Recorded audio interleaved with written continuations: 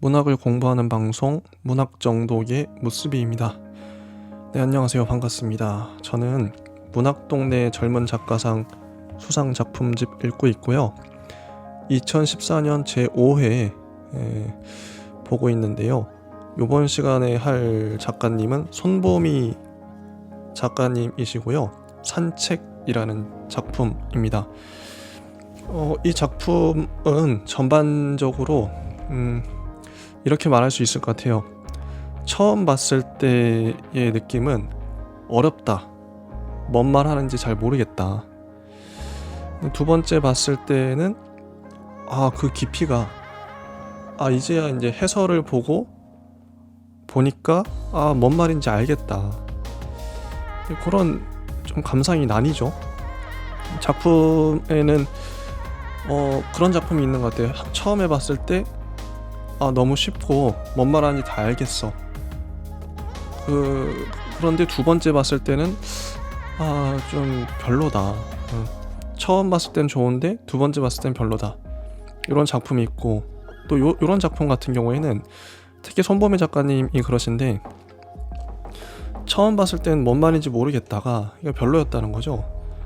이게 도대체 작가의 의도가 뭔지 잡히지를 않아요. 어렵죠. 두 번째 봤을 때는 이 의도를 간파했을 때는 어떤 쾌감 같은 게 느껴지는 작품. 이런 차이가 있습니다. 물론 저는 이제 첫 번째도 좋고 두 번째도 좋고 그런 작품이 제일 좋다고 생각하지만 손보미 작가님만의 어떤 그 매력이 있어요. 어려운데 왜 어려운지에 대해서도 좀 읽으면서 얘기를 해봐야 될 것 같습니다. 제목이 산책입니다. 자, 첫 번째 문장. 그녀는 남편을 흔들어 깨운다. 아내가 남편을 흔들어 깨우는 장면으로 시작을 해요. 이거는 이거는 처음부터 전체를 다 얘기해야 될 것 같습니다. 안 그러면 방향 잡기가 너무 어려워서 이게요, 수미상관 구조인데요. 자, 첫 문장이 그녀는 남편을 흔들어 깨운다. 남편이 잠에서 깨어나는 것으로 시작을 해요. 그리고 이 소설의 마지막은 어떻게 끝나냐면요. 아내가 잠에 빠져듭니다. 남편은 깨어 있고요. 완벽한 구조죠. 아내가 깨어 있는 상태에서 잠에 빠진 남편을 흔들어 깨우는 걸로 시작을 해서, 마지막은 아내가 잠에 빠지고 남편이 깨어있는 그런 상태로 끝이 납니다. 왜 이렇게 구성할 수밖에 없었나. 이게 한편의 거대한 아내의 잠꼬대일 수도 있고요. 일단은 보겠습니다. 그녀는 남편을 흔들어 깨운다. 그는 깊게 잠들어 있어서 웬만해서는 깰 것 같지 않았지만 그녀는 인내심을 가지고 그의 왼쪽 어깨를 계속 흔들었다. 이게 있는 그대로 묘사하는 거일 수도 있고요. 상징적 묘사일 수도 있습니다. 그러니까 남편이 깊게 잠들어 있다. 잠이라는 건 어떤 상징으로 말하자면 뭐 의식의 수면도 있겠지만 도덕심이 잠들어 있다. 혹은 어쨌든 잠들어 있다는 건 뭔가 그 특정 기능이 약해져 있다. 혹은 죽어 있다 이런 거잖아요. 어쨌든 그가 남편이 깊게 잠들어 있어서 웬만해서 깰 것 같지 않았지만 인내심을 갖고 흔듭니다. 일어나 어서. 그녀는 이미 코트를 입고 목도리를 둘둘 말고 장갑까지 낀 채로 침대에 걸터 앉아 있었다. 근데 이 문장이요, 뒤에도 보면 이 그녀의 아버지가 나오는데, 아버지도 똑같이 코트를 입고 목도리를 둘둘 말고 장갑까지 낀 채로 있습니다. 일부러 이렇게 입혀놓은 거죠. 하지만 남편은 다르고요. 그는 어안이 벙벙했지만 곧 양손을 뻗어 그녀의 허리를 감싸 안았다. 여기서 남편이 아내를 대하는 방식은 신체적 접촉이에요. 이런 거죠. 그녀의 허리를 감싸 안았다. 그리고 그는 여전히 잠에 취해 있었지만 하면서 일어나 보라고 아내는 남편을 계속 흔들어 깨우죠. 그녀는 허리를 감은 그의 손을 억지로 풀면서 말했다. 작지만 단호한 목소리였다. 아버지 집에 가봐야겠어. 그녀의 허리를 놓아주지 않으려고 장난을 치던 그는 손을 풀었다. 그제야 완전히 제정신이 돌아오는 것 같았다. 이 허리를 감은 손이 남편의 상징을 합니다. 남성의 성욕을 보여주는 것 같아요. 어떤 직접적 접촉에 의한 이런 식으로밖에 묘사가 안 되는 거죠. 아내는 일어나 보라고 계속 깨어나게끔 말을 합니다. 아빠한테 가봐야겠다. 이런 말을 하고요. 그 다음 파트로 넘어가서 그녀의 아버지는 그들의 집에서 차로 40분을 달려야 도착할 수 있는 서울 근교 주택가에 살고 있었다. 서울의 복잡함에 실증이 난 돈 좀 있는 어르신들이 모여 사는 동네였다. 집은 한결같이 크고 멋스러웠으며 대문 앞에는 좋은 차가 주차되어 있었다. 5년 전에 그녀의 아버지는 다니던 은행에서 정년 퇴임했고 그 퇴직금과 이러저러한 돈을 모아 그 동네로 이사를 갔다. 그 이러저러한 돈 중에는 그녀가 보탠 것도 있었다. 어떤 정보가 나오죠. 아버지가 40분 거리에 서울 근교 주택가에 살고 있고 돈 좀 있는 어르신들이 모여 사는 동네고 은행에서 정년 퇴임했다. 이런 정보가 그러니까 나옵니다. 그리고 그녀는 명품 화장품을 취급하는 외국계 회사에 다녔다. 툭하면 야근을 해야 했고 자주 해외 출장을 가야 했지만 3개월을 쉬고 일에 복귀한 후로 그녀는 더 이상 출장을 가지 않았다. 난 앞으로 우리 가족에게 더 관심을 기울일 거야. 미안해. 내가 당신에게 너무 소홀했어.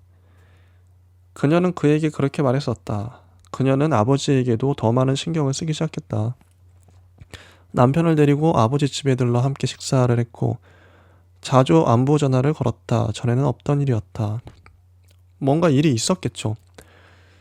일단 계속 결론부터 말할 수밖에 없는데 마지막에 다 나옵니다. 다 밝혀지지만 왜 이런 상황이 벌어지는가? 남편이 바람을 핀 것 같아요. 아내가 해외 출장 간 사이에. 이게 복선이기도 하고요. 일종의. 그런데 어느 날 밤 그녀의 아버지가 전화를 받지 않았다. 아버지한테 매번 전화를 걸었던 거죠. 그리고 보름 후쯤에 다시 그런 일이 생겼고 그리고 열흘 후에 그런 일이 또 일어났다. 아버지가 전화를 안 받는 상황이요. 자꾸 그런 상황이 반복되자 결국 그녀는 아버지가 전화를 받지 않는 것을 몹시 신경 쓰게 되었다. 참다 못한 그녀가 도대체 왜 그렇게 자주 전화를 받지 않는 거냐고 혹시 밤마다 어디에 나가는 거냐고 묻자 그녀의 아버지는 쑥스럽다는 듯이 웃었다.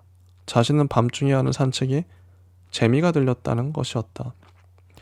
아무도 없는 어둡고 고요한 거리를 혼자 걸으면 내 정신이 깨끗하게 씻기는 것 같단 말이다. 40년간 돈과 관련된 일을 해온 나를 정화시킨단다. 이게 이건 일단 일종의 변명이었죠. 나중에 또 다른 이유가 나옵니다. 그녀는 웃지 않았다. 냉정한 표정으로 건강에 좋지 않으니 삼가라고만 말했을 뿐이다. 하지만 그녀의 아버지는 산책을 그만두지 않았고 결국 그녀는 아버지의 산책을 완전히 못마땅하게 생각하게 되었다. 그러니까 이 아내는 아버지가 어머니와 이혼한 이후로 혼자 사시는데 산책이라는 핑계로 어떤 여인을 만나고 있다고 의심을 하는 거죠. 물론 만날 수도 있겠지만 이 아내는 그거를 못마땅하게 여기는 것 같아요. 아버지가 누군가를 만나는 거에 대해서. 그녀가 아버지의 산책을 못마땅하게 생각한 데는 결정적인 다른 이유가 있었다.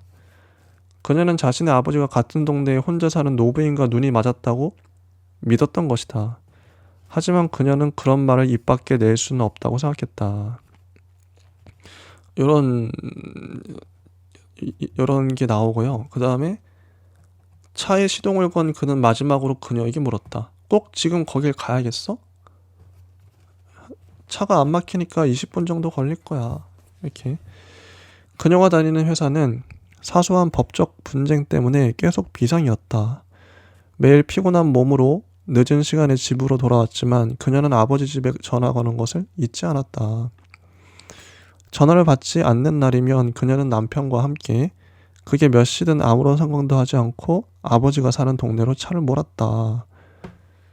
12시가 넘은 시간이었지만 도로 위에는 아직도 차가 꽤 있었다. 그녀가 혼잣말하듯 중얼거렸다. 도대체 사람들은 이렇게 늦은 시간에 어디를 가는 걸까? 집으로 돌아가는 사람들이지. 뭐 하다가? 자기처럼 늦게까지 일을 하다가? 그렇지 않을 거야. 그럼? 글쎄? 이 대화에서 느낄 수 있는 건 이것도 이제 결론부터 말하면 남편이 바람을 폈기 때문에 아내가 화가 났고 그 사건 이후로 아버지 집에 계속 찾아가는데 남편하고 결국 아버지를 보러 가는 건 남편하고 같이 간단 말이에요.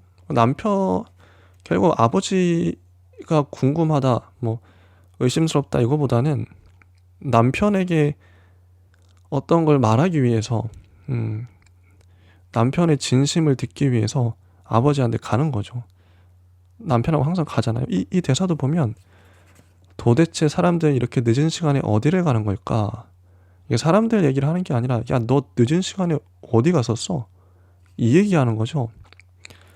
집으로 돌아가는 사람들이지 남편은 뭐 자기 얘기 하는 줄도 모르고 남 얘기합니다. 근데 아내는 끊임없이 야, 뭐 하다가? 남편한테 묻는 거죠. 이건 자기처럼 늦게까지 일을 하다가 그렇지 않을 거야. 이런 미묘한 뉘앙스. 그러니까 손보미 작가님의 글이 어렵다는 게 이런 맥락을 알고 보면 재밌어요. 아내는 남편을 의심하고 있구나. 상처가 컸구나. 그래서 어떻게든 남편의 진심을 듣고 싶어서 이렇게 아버지 핑계로 같이 가는 거구나. 모든 게 남편의 바람에 초점이 맞춰져 있죠. 근데 이거를 처음 읽는 독자들은 당연히 모르죠. 이런 사정을 뒤에 나오니까요.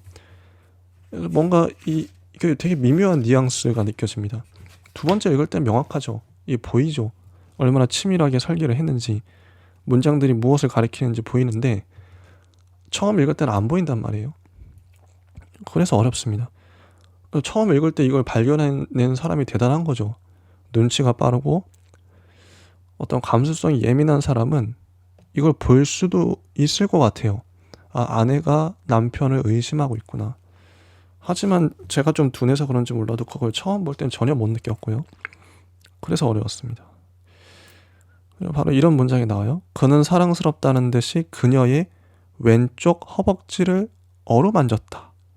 굳이 이런 표현이 등장을 해요. 되게 섹슈얼한 표현이죠. 아까 남편은 그녀는 허리를 감은 그의 손을 그녀의 허리를 놓아주지 않으려고 양손을 뻗어 그녀의 허리를 감싸 안았다. 이게 첫 번째 구절에서 끊임없이 강조가 됩니다. 남편은 아내의 허리를 감싸 안는 손으로 묘사가 돼요. 이것도 섹슈얼하죠. 여자를 성적 대상으로 바라보는 거죠. 이게 아내만 이렇게 한 게 아니라 바람을 피우는 대상에게도 허리를 감싸 안고 왼쪽 허벅지를 어루만졌겠죠. 이겁니다. 화자도 이걸 알고 있기 때문에 이렇게 묘사를 하는 거죠. 회사 일은 어때? 남편이 이렇게 묻죠. 어쩌면 난 프랑스에 다녀와야 할지도 몰라. 그는 가만히 고개를 끄덕였고 그들은 잠시 아무 말도 하지 않았다. 이 아무 말도 하지 않은 동안 아내는 남편이 바람날까 조마조마했겠죠. 내가 프랑스 간 사이에. 남편은 아싸, 아내가 프랑스 간 사이에 바람을 또 펴야겠다. 이렇게 생각했을지도 모릅니다. 자기는 오늘 뭐 했어? 그냥 집에 있었어. 하루 종일? 응, 설거지도 하고 청소도 하고 책도 읽고 그랬지. 왜? 왜 학교에 안 갔어? 오늘은 강의도 없고 그냥 집에 있고 싶었어. 아내 혼자 일을 하고 있고, 뭐 밖에서 일을 하고, 남편은 대학 강사인데 집에 있는 시간이 잦아요. 그래서 설거지도 하고 청소도 하고 집안일을 합니다. 외도를 할 수 있는 적절한 환경이 갖추어진 거죠. 오늘은 강의도 없고 그냥 집에 있고 싶었어. 그들은 또다시 아무 말도 나누지 않았다. 왜 말이 없었는지는 이제야 알 수 있겠죠. 침묵이 그들을 애워쌌다. 그녀가 갑자기 명랑한 목소리로 그에게 물었다. 오늘 하루 종일 집에만 있었다는 거지? 의심이 가니까 묻잖아요. 그는 힐끗 그녀를 바라보았다. 그는 그녀보다 2살이 어렸다. 그는 영문학을 전공했고 2년 정도 미국에서 유학을 했다. 그리고 지금은 대학에서 영문학사를 강의하고 있지만 정말 하고 싶었던 건 소설을 쓰는 일이었다. 목적지에 도착하고 나서 언제나 그랬던 것처럼 그들 부부는 차에서 내리지 않았다. 그녀는 차 안에서 아버지 집 쪽을 주시하다가 전화를 걸곤 했다. 아버지가 전화를 받으면 그녀는 마치 자신의 집에서 전화를 걸었다는 듯이 통상적인 안부를 건넨 후에 아무렇지도 않게 통화를 끝냈다. 전화를 받지 않을 때에는 아버지를 기다렸다가 집에 들어가는 게 보이면 다시 전화를 걸곤 했다. 이 아버지를 기다리고 감시하고, 이거는요, 아내가 아버지를 보는 게 아니라 남편을 보고 있는 거예요. 남편을 감시하고 있는 거죠.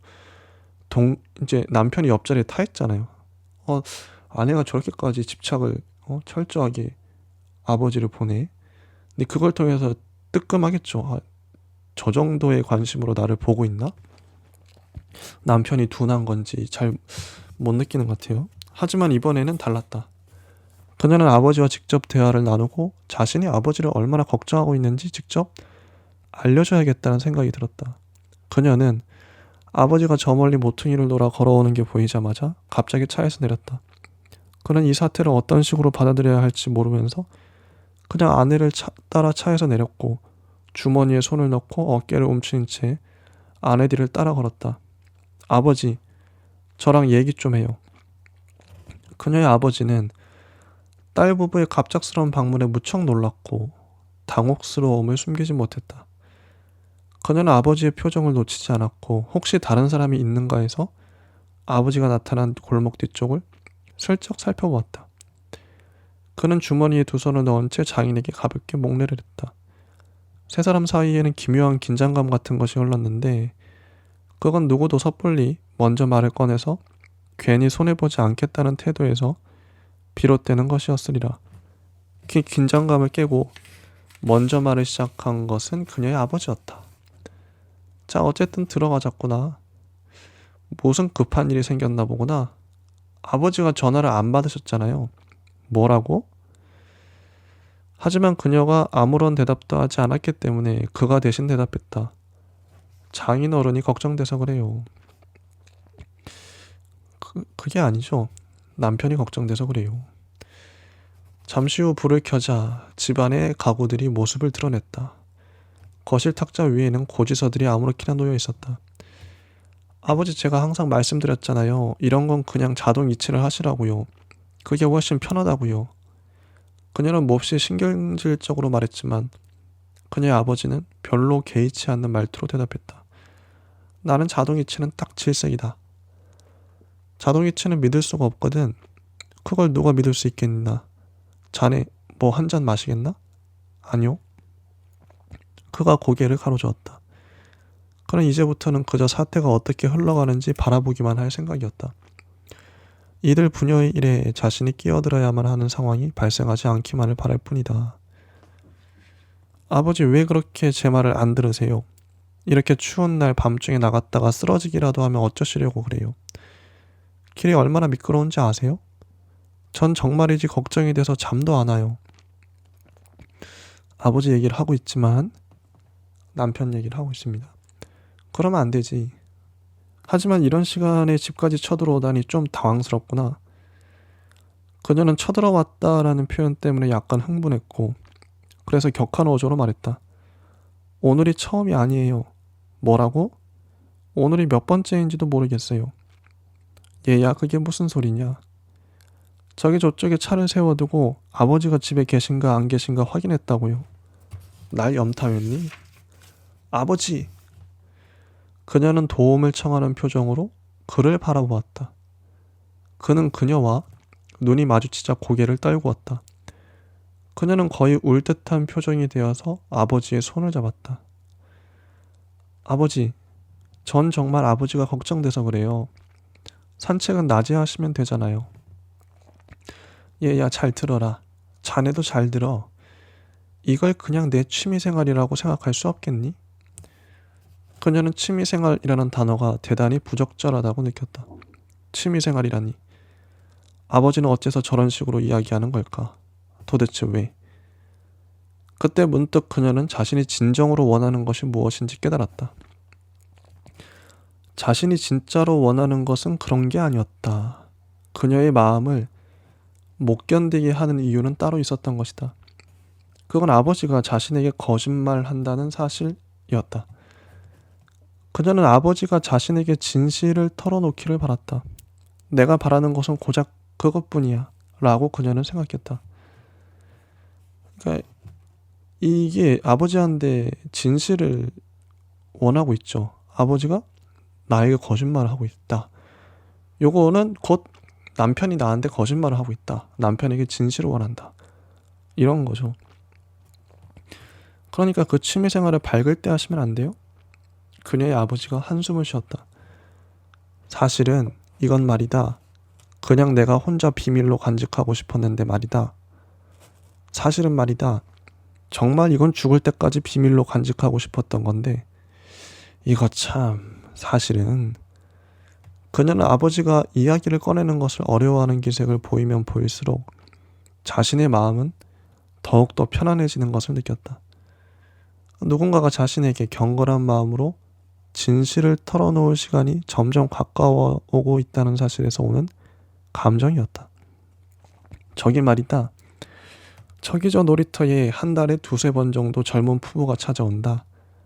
단순히 젊은 부부가 아니라 아주 어린 아이들이지. 정말 아직 아기들이야.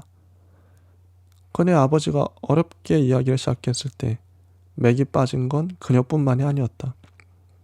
그 역시 그녀의 생각, 아버지가 여자를 만난다는 생각을 짐작하고 있었고 그것이 어느 정도 사실일 거라고 믿고 있었기 때문이었다. 몇 달 전에 밤에 뭘 사러 나간 적이 있는데 그때 우연히 보았다. 아주 어린 부부였는데 항상 저기 놀이터 그네에 앉아 뭔가를 의논하고 있더구나. 그래서 거기까지 말을 했을 때 그녀는 조용히 아버지를 불렀다. 아버지, 도대체 왜 거짓말을 하세요? 그렇게 말한 후 그녀는 고개를 돌려 그를 바라보았다. 그리고 그를 향해 다시 한 번 더 말했다. 도대체 왜 거짓말을 하는 거냐고. 그가 당황한 듯 어깨를 으쓱했다. 아버지를 봤다가 고개를 돌려 남편을 보면서 왜 거짓말을 하냐고 또 묻죠. 남편을 향해 있습니다. 거짓말에 대한 의심이. 그래, 몇 달 전에 너희 부부가 우리 집에 와서 같이 저녁 식사했던 거 기억나니? 기억이 안 날 수가 없겠지. 그때 자네가 와인을 몇 병 사왔지 않나. 물론 그걸 자네의 돈으로 산 건 아니겠지만 말이네. 여튼 아주 좋은 와인이었어. 그런데 이 아이가 그걸 너무 많이 마셨지. 완전히 취했었어. 나는 그때처럼 이 아이가 화를 낸 건 본 적이 없네. 화가 나서 자네에게 와인 글라스를 집어 던졌지. 기억나니? 기억이 안 날 수가 없겠지. 난 안다. 넌 술에 취해 있어서 하나도 기억나지 않는다고 말했지만 넌 다 기억하고 있잖니. 너를 비난하려는 게 아니야. 너는 화를 냈어야만 했는데 참았지. 왜 안 그렇겠니? 넌 너무 착해. 네 엄마랑 내가 이혼한 이후에는 너는 한 번도 우리 속을 썩이지 않았지. 이게 이제 사건인 거죠. 몇 달 전에 아내가 남편에게 와인 글라스를 집어 던진 사건. 남편이 바람이 났으니 화가 났겠죠. 그런 얘기 듣고 싶지 않아요. 안다. 하지만 이건 중요한 이야기 같구나. 뭐가요? 아버지랑 어머니가 이혼한 이야기요? 아니, 너와 네 남편에 관련된 이야기 말이다. 이렇게 하나씩 하나씩 이렇게 밝혀집니다. 그러니까 초점이 처음엔 아버지인 줄 알았다가 아버지가 산책을 하는 이유가 뭘까? 아내는 왜 이렇게 아버지에게 집착을 하는 걸까? 산책의 이유에 대해서. 이렇게 흐름이 가죠. 아버지가 주인공인가? 했는데 알고 보니까 아내와 남편이 포커스에 맞춰져 있었던 거예요. 이게 이야기하는 방식의 차이 같습니다. 처음부터 남편이 바람을 피웠다 이렇게 했으면 재미가 없겠죠, 소설이. 근데 그 남편이 외도한 걸 끝까지 숨기죠. 소설적 기법으로. 그러니까 이야기꾼들은, 이야기를 잘하는 사람들 이렇게 설계를 잘 하는 것 같아요. 이러니까 도대체 뭔 일이 있었나? 독자들은 궁금할 수밖에 없죠. 그녀의 아버지는 그를 바라보았다. 그 표정은 뭔가를 질책하는 것도 아니었고 뭔가를 추궁하는 것도 아니었다. 그건 마치 뭔가를 갈구하는 것에 가까웠다. 그는 그것을 모른 척했고 그녀의 아버지에게 눈길을 주지 않으려고 노력했다. 이윽고 그녀의 아버지는 그를 바라보는 것을 그만두고 이야기를 이어갔다. 하지만 니들이 원하지 않는다면 나도 거기에 대해 더 이상 이야기하지는 않겠다. 여하튼 그날 니들이 돌아간 후에 나 혼자 남아 청소를 했다. 너는 너무 취해 있었고 자네도 정신이 하나도 없었지. 사실 난 자네가 저희를 차에 태우지도 못할 줄 알았네. 그 정도로 저희는 심하게 화를 내고 있었으니까. 여하튼 그날 난 이 집을 치워야만 했어. 깨진 와인 글라스를 쓸어내고 식탁포도 걷어서 버렸어. 그게 얼마나 비싼 건지는 너도 잘 알고 있지 않니? 설거지까지 다 끝내고 거실 소파에 가만히 앉아 있다가 문득 맥주를 한 잔 마시고 싶더구나. 그래서 냉장고를 뒤졌는데 이런 맥주가 없었지. 그래서 나는 그걸 사오기로 마음먹었다. 그날 밤은 그냥 잠들 수가 없을 것 같았거든. 그래서 산책을 나가셨어요. 네. 그녀는 이제 산책을 나가셨고 그 다음에 이제 이 아버지의 아내, 그러니까 아내의 엄마 얘기가 나옵니다. 아내의 엄마가 그녀로 나오는데요. 그녀는 결국 유학을 포기했다. 유학을 떠나지 않고도 전공을 살릴 수 있는 일을 찾을 수 있을 거라고 믿었고 그럴 자신도 있었다. 이 어머니는 원래 회화 전공이었죠. 하지만 결혼을 하고 출산을 하면서 그의 아내는 그쪽으로는 완전히 손을 떼게 되었다. 나중에 그녀는 남편과 딸아이 때문에 자신의 재능이 다 고갈되어 버렸다는 이야기를 자주 했고 남편을 원망했다. 그는 그저 돈을 버는 것이 좋았다. 그는 명문대를 우수한 성적으로 졸업했다. 경기가 무척 좋았던 시절이었다. 그는 좋은 은행에 취직을 했고 누구나 혀를 내두를 정도로 열심히 일했다. 그는 한 단계 한 단계 진급을 하며 성취감을 맛보았지만 그의 아내는 자신의 인생이 한 단계 한 단계 점점 내려앉고 있다고 느꼈다. 그녀는 그런 느낌을 종종 딸에게 호소하곤 했다. 하지만 그때 딸의 나이는 고작 13살이었고 그런 것들을 이해하기에는 너무 어렸다. 이랬던 거죠. 이 아내의 어머니도 참 안타깝죠. 결국 깨져버렸지만 그래도 그런 시절이 한순간이나마 있었던 것에 대해 그의 딸은 몹시 감사했다. 그들 부부가 이혼하게 되었을 때 그들 모두 자신의 딸에게는 몹시 미안한 감정을 가지고 있었다. 이혼했다는 그 사실 때문만이 아니라 딸 앞에서 그들이 한 말과 행동 때문이었다. 엄마는 너무 기쁘다. 난 네가 정말이지 결혼 같은 건 아주 하지 않을 거라고 생각했지 뭐니. 딸이 데려온 남자는 별 볼 일 없는 대학 강사였고 별다른 미래도 보이지 않았지만 그래도 그와 그의 전부인은 딸아이 부부의 앞길을 진심으로 축복해 주었다. 그는 딸과 사위를 보낸 후 도저히 잠을 이룰 수가 없었다. 그는 24시간 편의점에 가서 술을 사오기로 결정했다. 그는 자신에게 필요한 것은 술이 아니라 잠시 숨을 돌릴 여유라는 것을 깨달았다. 그래서 그는 일단 동네 한 바퀴를 돈 후에 술을 사러 갈 것인지 그냥 집으로 돌아갈 것인지 다시 생각해 보기로 했다. 주위는 고요했다. 그는 단순하고 명쾌하게 지어진 건물 사이를 지나쳐 걸어갔다. 이렇게 걷다가 놀이터 안에서 누군가 소원거리는 소리가 들려왔어요. 목소리의 주인공은 놀이터 그네에 앉아있는 두 명의 남녀였다. 이 남녀를 주목하기 시작한 거죠. 그가 그들을 다시 본 것은 한 달쯤 후의 일이다. 그에 따른 그가 밤 산책을 한다는 사실을 죽도록 싫어했기 때문에 그는 웬만하면 자제하려고 했었다. 왜 싫어했는지는 알겠죠. 남편이 밤에 바람을 폈기 때문에. 그래도 가끔 참을 수 없을 정도로 울적해지면 어쩔 수 없이 밖으로 나가 동네를 산책했다. 코스는 항상 같았다. 그 다음에 이제 그 젊은 커플이 진한 키스를 하고 있어요. 잠시 후 그들의 목소리가 들려오기 시작했다. 때로는 웃음소리도 들렸다. 웃음소리가 들리자 그는 왠지 안심이 되었다. 그런데 어느 순간부터 그들의 목소리가 점점 커지기 시작했고 갑자기 여자 쪽에서 화를 내며 소리를 질렀다. 당신이 초인종을 누르기로 약속했잖아. 애초에 그렇게 약속했기 때문에 난 이곳으로 당신을 따라온 거라고. 남자 쪽에서는 잠자코 듣고만 있었다. 그 역시 거기에 그렇게 앉아 그들의 이야기를 듣고만 있었다. 초인종을 안 눌러요? 못 누르는 거죠. 그 후로도 그는 그들을 종종 볼 수가 있었는데 그는 그들이 첫째 주나 마지막 주에 거의 정기적으로 그곳을 찾아온다는 것을 알게 되었다. 또한 그는 그들이 결혼식을 올리지 못한 혼인신고만 한 부부라는 것과 고작해야 20살이 간 넘은 아이들이라는 사실도 알게 되었다. 그는 딸이 자신이 밤에 나가는 걸 걱정한다는 사실을 알고 있었다. 그래서 밤에 나가는 것을 최대한 자제하려 했지만 어린 부부가 오는 날이 되면 어쩔 수 없이 밤 12시가 넘은 시간에 집을 나설 수밖에 없었다. 그들이 놀이터에 와 있는 걸 확인하면 그는 분수공원에 앉아서 그들의 이야기를 엿들었다.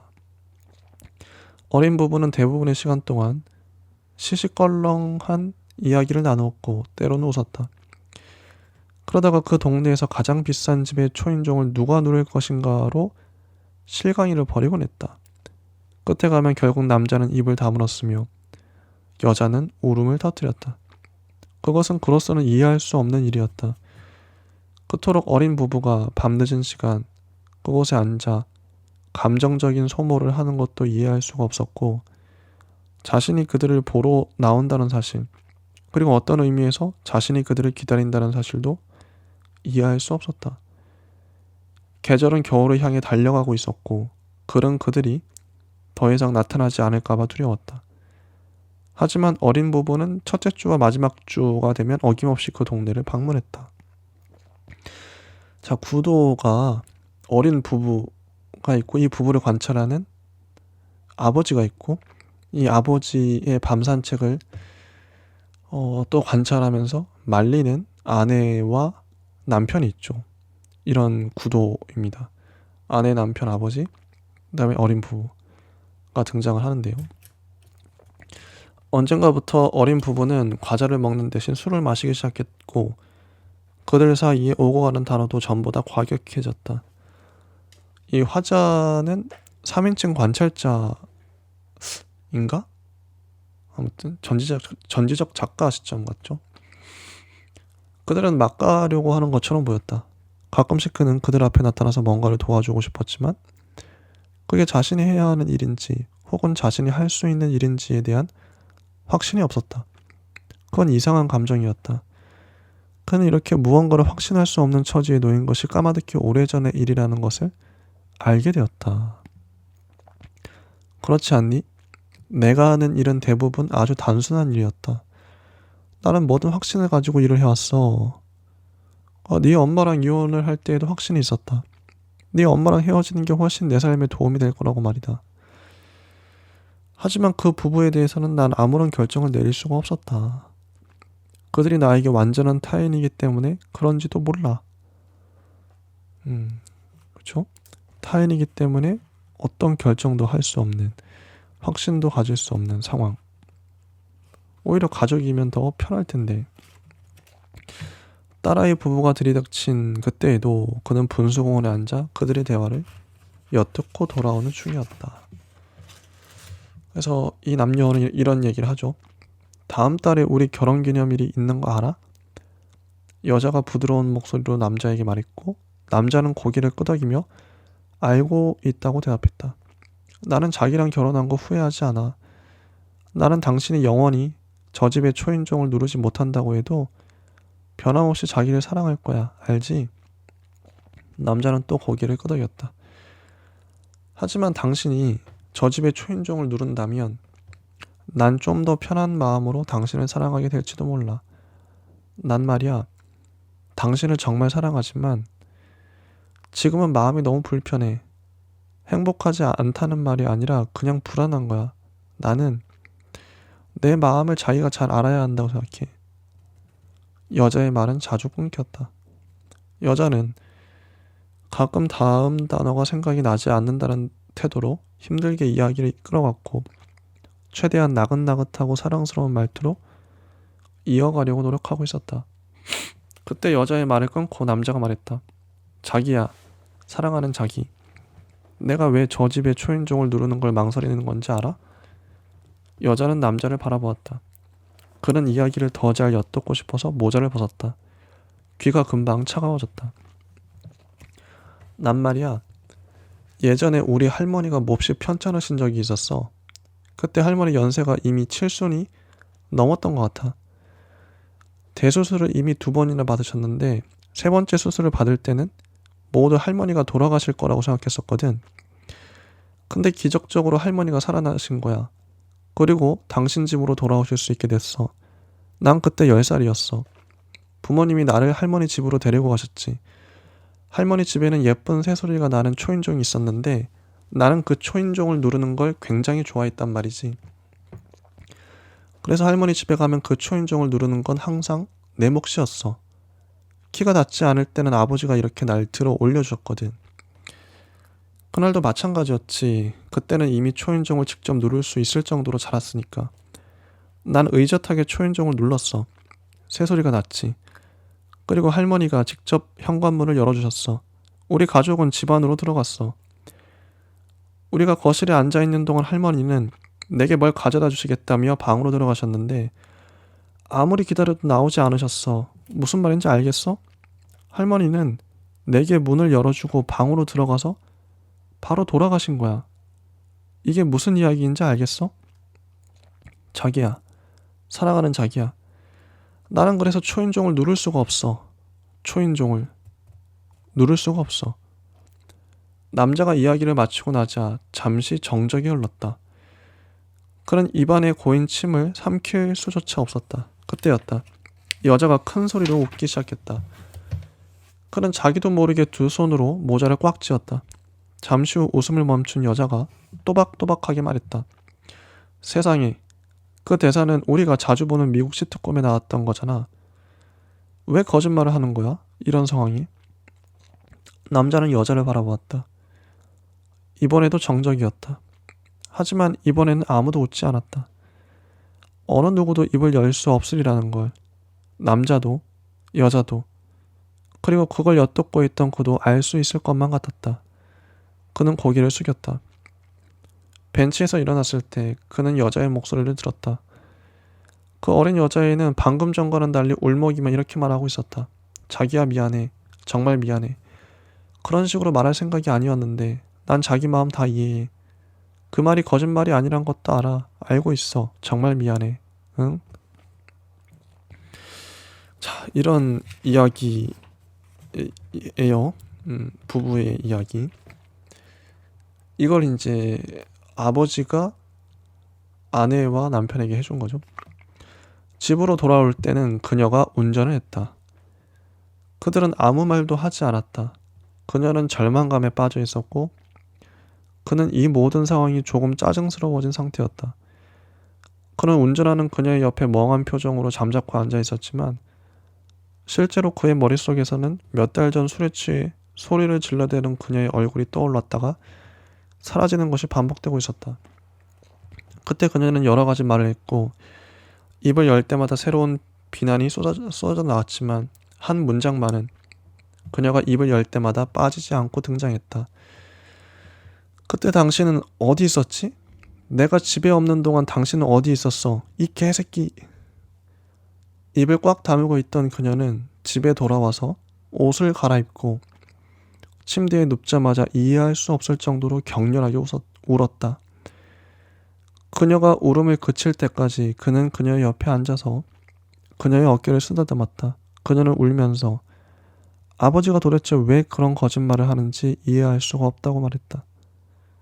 그가 거짓말이 아닐 수도 있다고 말하며 그녀를 달래주었지만 그녀는 들으려고 하지 않았다.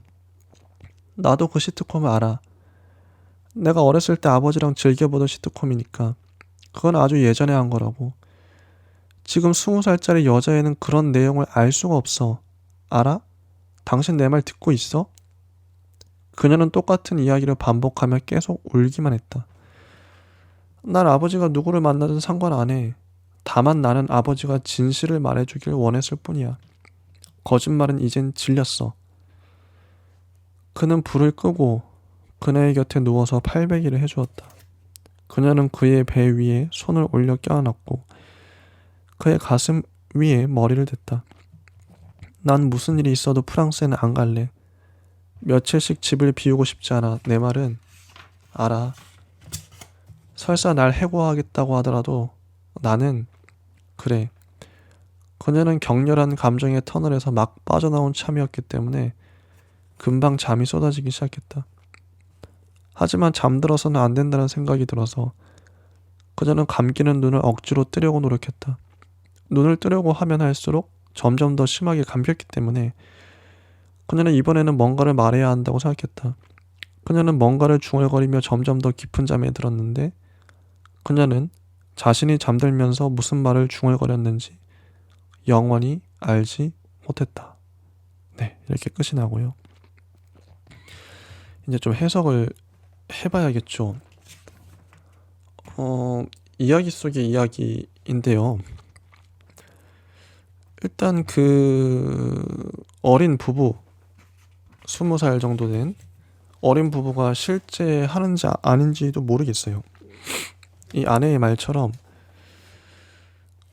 아마도 그 아버지가 자기 딸이 남편과 부부싸움을 그렇게 대판하는 걸 보고 와인 글라스로 집어 던졌잖아요. 그걸 보고 충격을 받으셔서 밤마다 산책을 갔다 오시지 않았을까. 그러면서 이 젊은 부부는 안 봤을 수도 있죠. 안 봤을 수도 있고 이 아버지가 꾸며낸 이야기, 허구의 상상 속의 이야기일지도 모르겠습니다. 초인종을 누르지 못하는 부부. 시트콤에서 나왔으니까요. 실제 할 수도 있지만 실제 하지 않을 수도 있다. 어린 부부가요.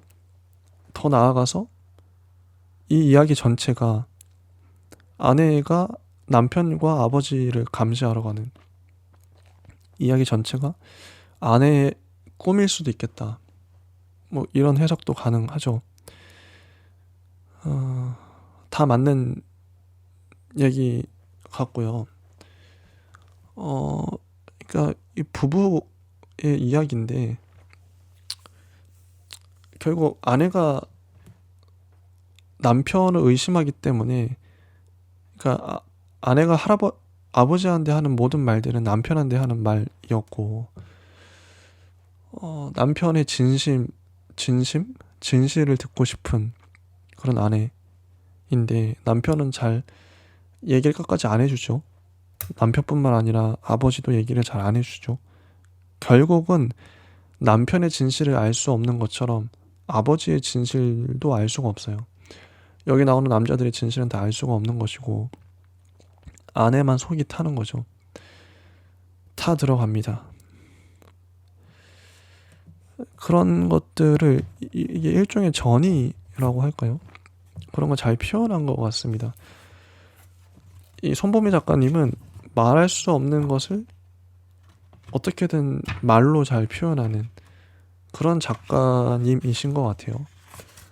우리가 쉽사리 뭐 부부간에 이런 불륜이 있을 수도 있고 남편에 대한 의심 그런 게 있을 수 있죠.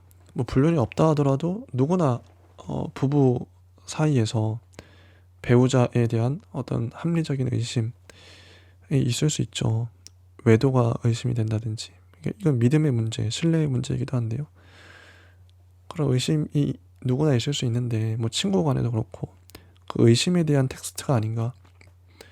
이 의심증 뭐 증거도 있겠지만 구체적인 사건은 안 나오지만 소리를 지르고 끊임없이 이렇게 집착적으로 아버지를 감시할 수밖에 없었던 딸의 모습이 나오죠. 그런 소설입니다. 손보미 작가님의 후기에도 왜 이 소설을 쓸 수밖에 없었는지가 나오는데요. 사인필드라는 뉴욕의 세 남녀가 주인공인 시트콤을 즐겨 봤는데 거기에 이 초인종을 누르지 못하는 주인공의 이야기가 나온대요. 그때는 뭐 농담에 불과한 것이니까 웃기기 위한. 그래서 그 장면을 보면서 나도 웃었을 것이다. 시간이 좀 흐른 후에 나는 그 대화에 대해 자주 생각하게 되었고 거기에 뭔가 아주 중요한 것이 있을 거라는 막연한 생각이 들었다. 그리고 결국 이것과 관련된 소설을 한 편 쓰고 싶다는 생각을 하게 되었다. 어린 부부가 초인종을 누르는 것 때문에 옥신각신하는 이야기. 그러다 문득 장과 이 어린 부부를 만나게 하면 어떻게 될까라는 생각을 하게 되었다. 그 후로는 일사천리였다. 나는 단숨에 담요의 죽음을 완성했고 그 소설은 나중에 담요라는 제목으로 발표되었다. 담요의 죽음을 쓴 후로 나는 줄곧 그 어린 부부에 대한 소설을 쓰기 위해 애를 썼다. 혹은 사인필드의 그 대화를 떠올리려고 애썼다. 거기에 있는 무언가가 궁금했다. 혹은 장이 만난 어린 부부가 왜 그런 추운 곳에서 떨고 있었으며 왜 초인종을 누르는 일 따위로 옥신각신하는지 궁금했다. 이 모든 것을 하나의 근사한 이야기로 만들고 싶었다. 하지만 나는 결국 실패했다. 그리고 결국 나는 이번에도 역시 이 어린 부부를 만났거나 혹은 만났다고 주장하는 사람을 등장시켜서 이야기를 완성시키게 되었다. 처음에 내가 계획한 것은 자신을 믿지 못하는 딸에게 아버지가 밤 산책을 제안하는 것이었다. 결국 이 소설은 아버지에 대한 이야기도, 딸에 대한 이야기도, 딸의 남편에 대한 이야기도, 그렇다고 그 어린 부부에 대한 이야기도 아니게 되어버렸다. 어쩐지 이런 식으로 소설을 쓴다는 게 좀 비겁하다는 생각도 들었지만 언제나 그랬듯이 나는 그냥 내가 쓸 수 있는 한에서 최대한 열심히 쓰려고 노력했다. 이런 과정이 결과적으로는 좋게 작용한 거겠지만 어린 부부에 대한 온전한 소설을 쓰지 못했다는 것은 아직도 좀 안타깝다. 요거 와닿죠. 요 파트가. 결국 아버지에 대한 이야기도, 딸에 대한 이야기도, 딸의 남편에 대한 이야기도, 어린 부부에 대한 이야기도 아니었다. 하지만 내가 할 수 있는 한에서 최선을 다했다. 그런 것. 그리고 문학평론가님의 글도 나오는데요. 신샛별 문학평론가님의 해설. 사건의 진실이 하나일 때에도 사람의 진실은 여럿일 수 있다. 사람과 사람이 얽혀 만들어낸 관계에 오해와 의심과 해명이 끼어드는 이유가 여기에 있다. 각자의 진실들이 자기를 주장하고 나설 때 관계의 결속력은 급격히 약해지고 그 관계 안에서 당연하게 누려왔던 안정감은 순식간에 불안과 두려움으로 바뀐다. 손보미가 친밀한 관계 내부에 잠복해 있는 불안과 두려움의 요소를 포착하는 데 특별히 출중하다는 사실은 잘 알려져 있다. 그녀가 직조한 이야기들은 오래도록 불안과 두려움에 시달려오던 인물의 감정이 어떤 암초를 만나 고조되다가 마침내 폭발하는 격정적 순간을 향해 고요히 나아간다. 언뜻 엉뚱해 보였던 묘사나 대사도 그 격정적 순간에 이르면 제자리를 찾으면서 모종의 역할을 해낸다. 소설 안에 있는 아무리 사소한 것들조차도 치밀하게 사소한 산책을 읽으면서 나는 먼저 하나의 예술 작품으로서 이 소설의 뛰어난 완성도에 감탄했고, 또 손보미가 누구보다도 관계의 속살을 면밀하게 이해하고 있는 작가임을 재차 확인했다. 그렇죠? 관계 내부에 잠복해 있는 불안과 두려움의 요소를 포착한다. 자, 산책은 그리 미덥지 않은 여러 진실들 중에서 단 하나의 믿을 만한 진실을 찾아내겠다는 주인공의 의지가 이끈 꿈결 같은 산책에 대한 이야기다. 그녀가 그토록 찾아 헤맸던 것은 아버지의 진실이 아니라 남편의 진심이었다. 이런 얘기요. 그렇습니다. 흥미로운 것은 우리가 정말 부부인가를 자문하던 아내가 잠에 들기 시작하자 도리어 남편이 자신들의 부부관계에 대한 어떤 각성에 이르게 된다는 점이다.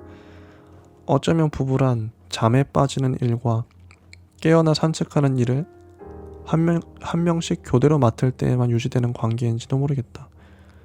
둘 다 잠들어 있다면 관계에 대한 성찰이 불가능할 것이고, 둘 다 깨어 격렬한 감정의 터널을 함께 통과하게 된다면 속수무책으로 밀려드는 불신과 의심, 추궁과 질책을 감당할 수 없어질 것이다. 그러므로 산책을 떠나는 일은 한 사람만으로 충분하다.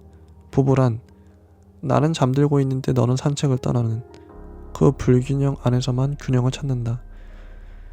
그러니 홀로 잠든 그녀의 뒷모습을 물끄러미 바라보며 슬퍼할 필요는 없을 것이다. 이렇게 평론도 끝이 납니다. 자, 부부 관계에 대한 고찰, 좋은 소설이었어요. 손보미 작가님의 소설은 2번 읽어야 됩니다. 처음 읽을 때는 도대체 뭘 말하고자 하는 거지? 작가의 의도가 뭐지? 너무 미묘해서요. 파악이 잘 안 되지만 그 의미를 알게 됐을 때, 알고 나서 2번째 읽으면 모든 문장들이 들어옵니다. 정말 잘 썼다는 게 느껴져요. 좋습니다. 앞으로도 이 손보미 작가님의 글은 계속 읽어보고 싶은 마음이 들어요. 학자들, 평론가들, 소설가들이 좋아할 만한 소설이다. 하지만 대중적인지는 잘 모르겠다. 어려워서요.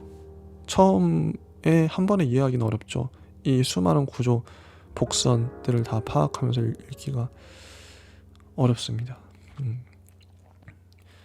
하지만 좋다. 저도 좋아합니다. 여기까지 하고요. 네, 다음 시간에 또 찾아뵙도록 하겠습니다. 감사합니다.